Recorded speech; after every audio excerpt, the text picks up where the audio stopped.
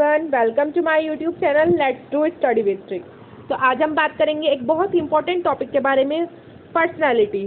Personality मतलब व्यक्तित्व। ये बहुत ही इंपॉर्टेंट टॉपिक है, वो चाहे बीएड के लिए हो या फिर डीएलएड के लिए।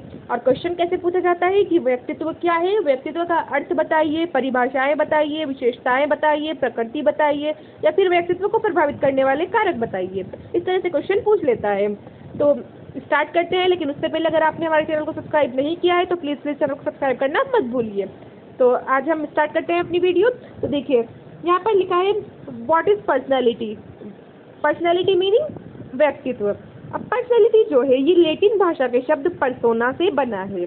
तो लैटिन भाषा का एक शब्द है पर्सोना, जिसका अर्थ क्या है, मुखौटा, नकाब या फिर नकली चेहरा। मतलब लैटिन भाषा में एक पर्सोना शब्द होता है जिसका अर्थ क्या होता है, मुखौटा हो गया या नकाब हो गया, नकली चेहरा। तो उससे ही पर्सनैलिटी वर्ड को लिया गया है। तो इतना समझ में आया। अगर आप इस तरह से एग्जाम में सबसे पहले इसी वर्ड का मतलब लिखेंगे तो इससे एग्जामिनर पे बहुत अच्छा इफेक्ट पड़ेगा कि जो क्वेश्चन है उसकी जो वर्ड है उसका हमने वर्डली मीनिंग बता दिया है। आगे स्टार्ट करें तो देखिए व्यक्तित्व शब्द दिया है सिसरो ने। सिसरो कौन थे? सिसरो एक यूनान के नाटककार थे जिन्हें व्यक्तित्व का जनक भी कहा जाता है। तो इस तरह से आपका एक एमसीक्यू भी तैयार हो गया कि व्यक्तित्व का जनक कौन है, सिसरो है व्यक्तित्व के जनक। अब आगे लिखा है हमने व्यक्तित्व क्या है। अब व्यक्तित्व का हम अगर डिफाइन करें या फिर हम इसकी व्याख्या करें तो देखिए लिखा है पाश्चात्य देशों में नाटक के पात्र जो वेशभूषा धारण करते थे और जिस पात्र का अभिनय करते थे वही उनकी पर्सनैलिटी मानी जाती थी। अतः प्रारंभ में पर्सनैलिटी का अर्थ बाह्य स्वरूप से लिया जाता था। मतलब पहले यही माना जाता था कि जो नाटक का अभिनय कर रहा है तो वो जिस कैरेक्टर को अपना प्ले कर रहा है वही उसकी पर्सनैलिटी मान ली जाती थी।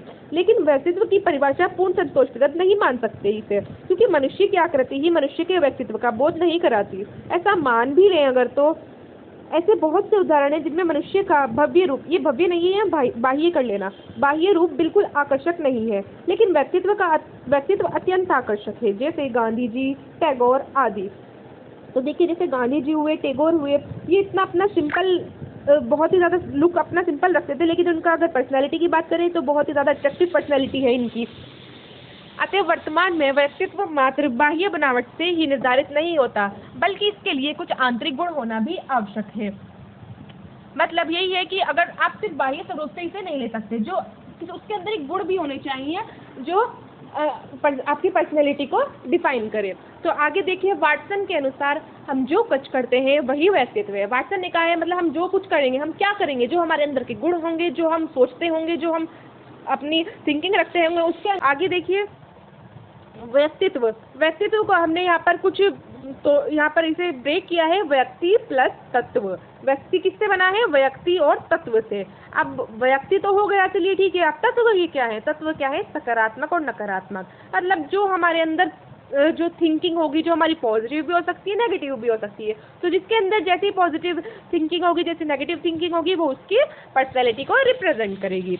आगे देखिए व्यक्तित्व की परिभाषाएं। अब अगर हम व्यक्तित्व की परिभाषाओं की बात करें तो वैलेंटाइन के अनुसार, वैलेंटाइन ने क्या कहा है? जन्मजात एवं अर्जित प्रवृत्ति के योग ही व्यक्तित्व है। तो वैलेंटाइन ने ये कहा है कि जो जन्मजात मतलब जो हमें अपने माता पिता से मिला है वो, और जो हमने दुनिया में आकर अर्जित किया है वो, उसका योग ही हमारी पर्सनैलिटी है। आगे वुडवर्थ ने कहा है व्यक्ति के व्यवहार की संपूर्ण गुणात्मकता ही व्यक्तित्व है। मतलब जो हमारे व्यवहार के गुण है उसको अगर एक जगह इकट्ठा कर लिया जाए तो वो संपूर्ण मिलकर हमारे व्यक्तित्व को रिप्रेजेंट करती हैं। आगे देखिए व्यक्तित्व की और परिभाषाएं अगर हम बात करें, गिलफोर्ड ने कहा था व्यक्तित्व व्यक्ति के गुणों का समन्वित रूप है। तो सेम ऐसा सही है जैसा वुडवर्थ ने कहा था कि व्यक्तित्व है जो उसके गुण होते हैं उनका ही रूप है। आगे बोरिंग के अनुसार, बोरिंग वैसा बोरिंग मत समझ लेना, ये एक मनोवैज्ञानिक का नाम है। उनके अनुसार है वातावरण के साथ सामान्य एवं स्थायी समायोजन ही व्यक्तित्व है। मतलब जैसा हम वातावरण के साथ अपने को ढाल लेंगे, जैसा हम समायोजन करेंगे, वही हमारा व्यक्तित्व है। आगे वाटसन ने कहा था, जो हमने पीछे ही बताया था, हम जो कुछ करते हैं वही पर्सनैलिटी है। आगे देखिए व्यक्तित्व का सही संप्रति। अब देखिए इस जो हमने पीछे अपनी जो डिफाइन किया उसे गलत माना जाता है। अब तो सही संप्रति क्या है हम ये बताएंगे। अब सही संप्रति है, एक मनोवैज्ञानिक थे अल्पोर्ट साहब। उन्होंने व्यक्तित्व संबंधित सभी दृष्टिकोण और संबंधित परिभाषाओं का अध्ययन किया। मतलब उन्होंने व्यक्तित्व को लेकर अध्ययन किया, उसके बाद उन्होंने एक अपनी डेफिनेशन निकाली जिसका अर्थ है, ऑलपोर्ट ने कहा व्यक्तित्व व्यक्ति के मनोशारीरिक गुणों का गत्यात्मक संगठन है जो वातावरण के साथ अनूठा समायोजन कर लेता है। अब देखिए इतनी डिफिकल्ट लैंग्वेज की डेफिनेशन है, लेकिन ये बहुत इंपॉर्टेंट है, तो इसके मीनिंगली वर्ड इससे समझते हैं कि गत्यात्मक संगठन से क्या मतलब है। गत्यात्मक संगठन मतलब लचीलापन, मनोशारीरिक गुण मतलब मन शरीर के संयुक्त रूप से कार्य करने से, मतलब मन हमारा और जो शरीर होगा जो मिलकर कार्य करेगा वही मनोशारीरिक गुण होगा। अनूठा समायोजन मतलब व्यक्ति अपने तरीके से व्यवहार करना, मतलब हर कोई व्यक्ति अपने अपने तरीके से व्यवहार करता है तो वो होता है उसका अनूठा समायोजन। अनूठा मतलब जो यूनिक होता है। तो आगे देखिए, अधिकतर विद्वान आलपोर्ट के मत से सहमत हैं, मतलब बहुत सारे विद्वान आलपोर्ट की इस मत से सहमत हो गए लेकिन कुछ सहमत नहीं है। पहली बात, व्यक्तित्व केवल मनोशारीरिक संस्थानों का संगठन नहीं है, उसमें अनेक अर्जित गुण भी सम्मिलित हैं। दूसरा, व्यक्तित्व का अर्थ वातावरण के साथ समायोजन नहीं, वातावरण का निर्माण करना भी है। मतलब जो हमारा मनोशारीरिक गुण है केवल उनको ही नहीं ले सकते, हमें कुछ जो हमने दुनिया से अर्जित किया है उसे भी व्यक्तित्व में लेना चाहिए। अगर बात करें दूसरे वर्ड की, उन्होंने कहा है वातावरण के साथ समायोजन, तो वातावरण का केवल समायोजन करना ही व्यक्तित्व नहीं होना चाहिए, वातावरण का निर्माण करना भी होना चाहिए। मतलब जैसा हम रहेंगे हम वैसे ही वातावरण का निर्माण करेंगे, तो वही पर्सनैलिटी होनी चाहिए। आगे देखिए, कुछ विद्वान मनुष्य के व्यक्तित्व से तात्पर्य उनकी समाज शारीरिक बौद्धिक आध्यात्मिक शक्तियों को मानते हैं। अतः मनुष्य के व्यक्तित्व से तात्पर्य उनके स्वयं के पूर्ण रूप से होता है, अर्थात कोई मनुष्य जो कुछ भी होता है वही उसका व्यक्तित्व है। जैसे साधु का अपना व्यक्तित्व होता है, नेता का अपना, डाकू का अपना, और इन सब व्यक्तियों के जो व्यक्तित्व है वे एक दूसरे से भिन्न है। देखिए जैसे साधु है, साधु का व्यक्तित्व अलग होगा, नेता का अलग होगा, डाकू का अलग होगा। अलग क्यों होगा? क्योंकि इनकी सोच अलग है, इनके गुण अलग है, इनके अंदर की थिंकिंग अलग है, तो इसलिए इनका व्यक्तित्व भी अलग होगा और ये इनका सबका व्यक्तित्व अलग अलग होता है एक दूसरे से। आगे देखिए, व्यक्तित्व की प्रकृति विशेषताएं पूछ लेता है। तो पहला पॉइंट है, व्यक्तित्व अपूर्व और विशिष्ट होता है। अपूर्व का मतलब क्या होता है? अपूर्व मतलब यूनिक होता है, सबका अलग अलग होता है, और सबका व्यक्तित्व अपने ही ढंग का होता है, मतलब सबका अलग अलग होता है। आगे देखिए, व्यक्तित्व व्यक्ति के बारे में सब कुछ है जो वे अपने पास रखता है। व्यक्ति के तीनों पक्ष ज्ञानात्मक, भावात्मक और क्रियात्मक सम्मिलित हैं। आगे देखिए, थर्ड पॉइंट, वंशानुक्रम और वातावरण की उपज है। मतलब जो हमारा व्यक्तित्व है वो वंशानुक्रम, जो हमें हमारे माँ बाप से मिला है वो, और जो हमें उन्हें वातावरण से सीखा है वही व्यक्तित्व है। चौथा पॉइंट है, व्यक्तित्व जड़ नहीं वरन गतिशील और निरंतर परिवर्तित करने वाली वस्तु है। मतलब जो पर्सनैलिटी है वो एक स्थिर नहीं है, अगर वो गतिशील है। गतिशील क्यों है भाई? अगर हमारी थिंकिंग चेंज हो गई तो हमारी पर्सनैलिटी चेंज हो जाएगी, है ना। तो ये एक निरंतर परिवर्तनशील है, जैसा हम सोचेंगे ऐसा ही हमारी पर्सनैलिटी बनती जाएगी। आगे देखिए, सीखने व अर्जन संबंधी प्रक्रिया के फलस्वरूप व्यक्तित्व का निर्माण होता है। यहाँ पर ये अर्जुन नहीं है, यहाँ पर अर्जन है। अर्जन मतलब ग्रहण करना, जो हम ग्रहण करते हैं वही हमारा व्यक्तित्व है।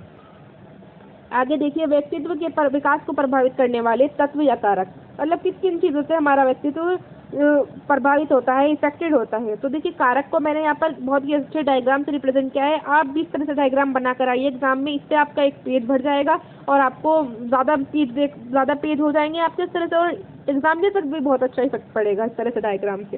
तो देखिए, कारक क्या होते हैं? कारक इसके शरीर संरचना है, जो हमारी शरीर की संरचना है वो प्रभावित करेगी। इसे हम आगे भी एक्सप्लेन करेंगे कि कैसे कैसे। बुद्धि, हमारी जो बुद्धि होगी वो, अंतःस्रावी ग्रंथियाँ, यानी जो हमारे शरीर में अंतःस्रावी ग्रंथियाँ होती हैं वो, और शरीर का रसायन, जो शरीर में हमारे रसायन हैं वो, तो कैसे कैसे प्रभावित करते हैं हमारे।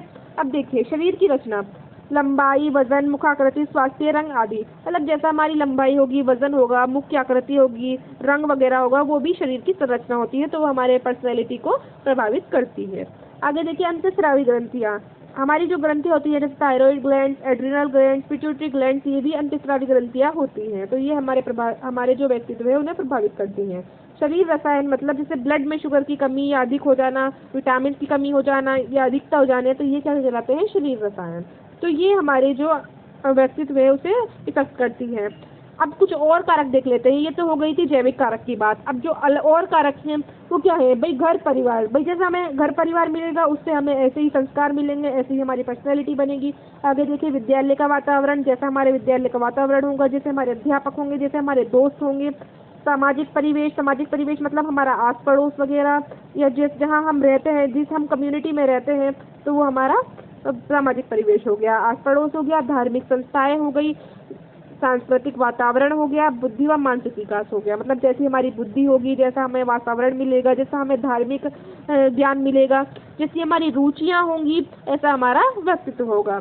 बुद्धि व मानसिक विकास हो गया, महत्वाकांक्षा का स्तर और इच्छा शक्ति। इच्छा शक्ति मतलब जितनी हम अपनी इच्छा पर कंट्रोल करेंगे, जितनी हमारी इच्छा शक्ति होगी, वो हमारा व्यक्तित्व कहलाएगा। तो ये सब हमारे अन्य कारक हैं, और इससे पहले जो हमने कारक पढ़े वे हमारे क्या थे, ये हमारे जैविक कारक थे। ये हमारे सामाजिक, जो हमने अब ये बाद में पढ़े, ये हैं हमारे सामाजिक कारक। अब देखिए उसके बाद कभी कभी ये भी पूछ लेता है कि व्यक्तित्व का वर्गीकरण कीजिए, तो इसके लिए मैं पार्ट 2 बनाऊंगी जल्द ही, तो आप उसे ज़रूर देखिएगा। तो अगर आपको हमारी आज की वीडियो अच्छी लगी हो तो प्लीज़ वीडियो को लाइक कीजिए, शेयर कीजिए, कमेंट कीजिए, और अगर अभी तक आपने हमारे चैनल को सब्सक्राइब नहीं किया है तो प्लीज़ चैनल को सब्सक्राइब करना मत भूलिए। और अगर आपको इस वीडियो की PDF चाहिए तो आप कमेंट में ज़रूर बताइए, और किसी और टॉपिक पर